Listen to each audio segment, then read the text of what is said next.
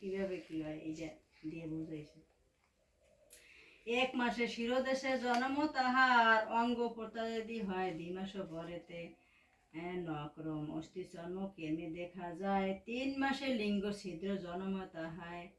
4 মাসে ধাতু জন্মে জানিব তাহাতে, ক্ষুধা তৃষ্ণা 5 মাসে জন্ম কেরমেতে। মাতার জরায়ের মধ্যে জীব যে তখন, কত কষ্টে ভরমে তাহা কি করি বর্ণন। আস্তে আস্তে করে মেয়ে বুঝবেন, বোঝান দেবে না।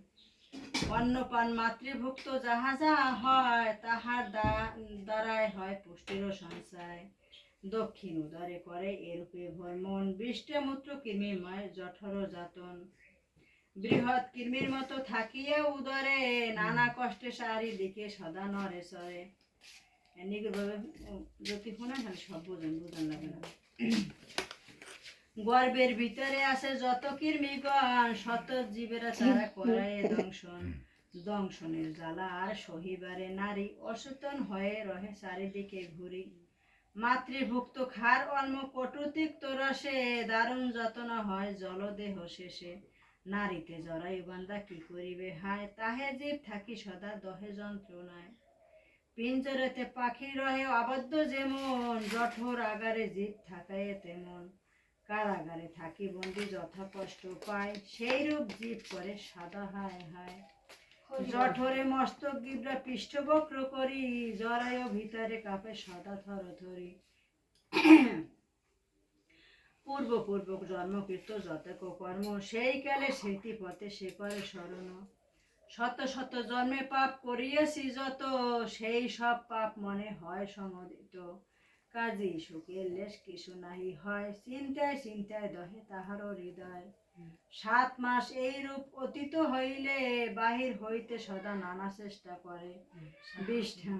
বিষ্ঠা জাত কৃমি সম সদা সর্বক্ষণ, অস্থির হইয়া গর্বে করে বিচারণ। আবার জঠর বাস করিবারও ভয়ে, তখন ঈশ্বরে ডাকে করকুটো হয়ে।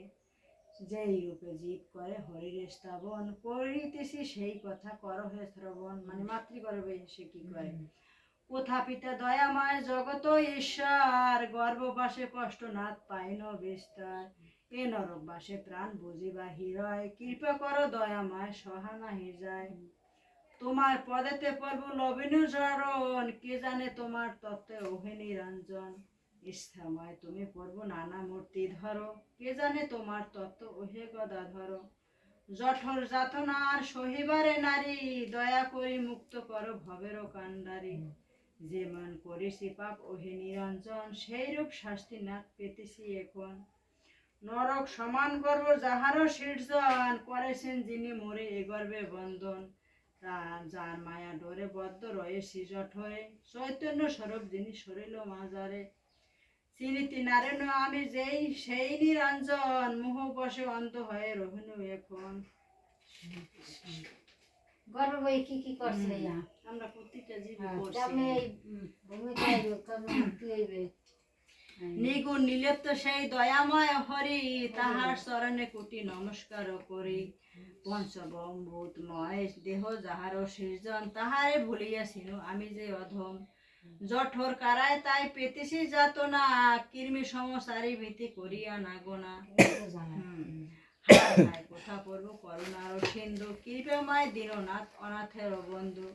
প্রকৃতি অতীত তুমি জগত ঈশ্বর, পরম পুরুষ তুমি খ্যাত সরাসর। যাতনা সহে না প্রাণ বহিরায়, রক্ষ রক্ষ ওহে ঈশ সাহগ কৃপায়। তব পাদ পদ্ম ছায়া পায় যে ইজন, তিতাপ তাহার আর না থাকে তখন। গর্ভবাসে প্রাণ যায় ওহে দয়াময়, জঠর অনল তাপ আর নাহি সয়। বৃষ্টে মূত্র মাঝে পরি হতেছি তাপিত, অস জঠর বাস বুঝিন নিশ্চিত। এই রূপে নানা ক্ষেত করিয়া তখন, বাহির হইতে মাস করায় গণন। পরপুটে পুণ্য ডাকে কোথা দয়াময়, অনাথ উপরে প্রভু হও হে সদায়। বাহিরে অন্তরে পুণ্য তোমারে নেহারি, কৃপা করে ওহ প্রভু বিনত বিহারী। ঘোর অন্ধকূপে আমি রয়েছি পতিত, তোমা বিনা পরিত্রাতা নাহি গো নিশ্চিত। ভালো ভালো আর নাহি ভূমিষ্ঠ হইব, এখানে থাকিয়া তব চরণ চিন্তিব। ভূমিষ্ঠ হইলে মায়া করিবে আশ্রয়, গর্ভপাশ্রে মৌ বুঝিন নিশ্চয়। ওই গর্বে কইতেছে যে তুমি এই করবে এই ভগবান তোমার ডাকি, কিন্তু কিন্তু ওই জানা, যদি জানা। আমি ভূমিষ্ঠ হইতে মায়াবাসী বদ্ধই আর তোমার বললে যাও। সংসার চক্রেতে পড়ি যত জীবগণ, আমার আমার করি হায় জ্বালাতন, তেমন সংসার মম নাহি প্রয়োজন, গর্বেতে থাকিয়া চিন্তি হরির চরণ। হরির অভয় পথ হৃদয়ে ধরিয়া, উদ্ধার হইব এই জঠরে থাকিয়া, পুণ্য যাহে গর্ভপাশ করিতে না হয়, তাহার উপায় এবে করিব নিশ্চয়।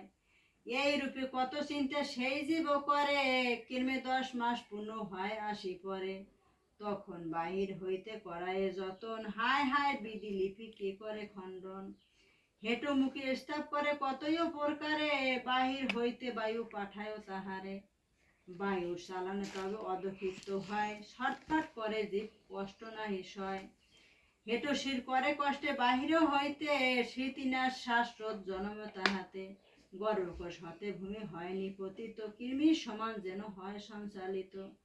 ভূমির পরি ছটফট করায় তখন, অঙ্গ প্রত্যঙ্গাদি সব করে সঞ্চালন, তখন ডাকন আর নাহি কিছু রয়, পূর্ব স্মৃতি সেই কানে সব লিপ্ত হয়। ওই যে ভগবানের গর্বে ডাকছে, কত কষ্ট করছে, মাটিতে ভূমিতে পড়ার সাথে সাথে সব কিছু বদলে যায়, এমন মায়ার সংসার জগৎ। সংসার যন্ত্রণা। পূর্ব স্মৃতি সেই কানে সব লুপ্ত হয়, কেবল রোদন করে অতি ঘন ঘন, মনোভাব ব্যক্ত নাই হয় কদাচন। পিতে মাতা মনোভাব বুঝিবারে নারী, যাহা দেয় তাহা খায় কিছু নাহি ফেলে, মল মূত্র ক্ষিপ্ত কি দূষিত সাজ্জায়, শয়ান হইয়া রহে নিঃশেষের প্রায়। একটা ছোট বাচ্চা যদি আমি পরিষ্কার না করি, হেতু এই অবস্থায় থাকবে, মানে এটাও একটা কষ্ট, এটা একটা যন্ত্রণা, নরক যন্ত্রণা। মাংসপিণ্ড সমরহে করিয়া শয়ন, দর্শক মতকুন আদি করায় দংশন। মশায় কামড়ায় না, কত কিছুতে কামড়ায়, কইতে পারে খাওয়া দিতে পারে না, কত কষ্ট ওই সময়। গর্বে বইয়ে করি ওই এক কষ্ট, শিশুর সময় করি ওই এক কষ্ট, যৌবন বয়সে কি করি, বৃদ্ধ বয়সে কি করি, তবু না হরিরে বুঝি। উঠিতে বসিতে আর শক্তি না হিরায়, পড়িয়া অসহ কষ্টে সহিবারে হয়, এই রূপে পঞ্চবর্ষ করায় যাপন, শিশুকাল দুঃখে দুঃখে কাটায় জীবন।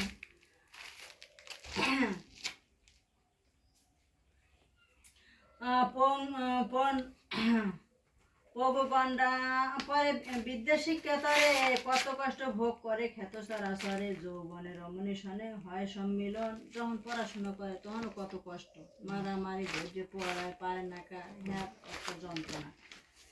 হ্যাঁ, যৌবনে রমণী সনে হয় সম্মিলন, মনমতো সুখ ভোগ করে অন্যক্ষণ, দর্প পদ্য আসি করে সেকালে আশ্রয়, কথায় কথায় হয় রসের উদয়, স্বার্থ হেতু দণ্ড করে যার তার শনে, সেই কালে বুদ্ধি নাশ হয় কেরমে কেরমে, অবশেষে যায় জীব সমনদ সদন, এইরূপে পূর্ণ পূর্ণ জন্ম মরণ।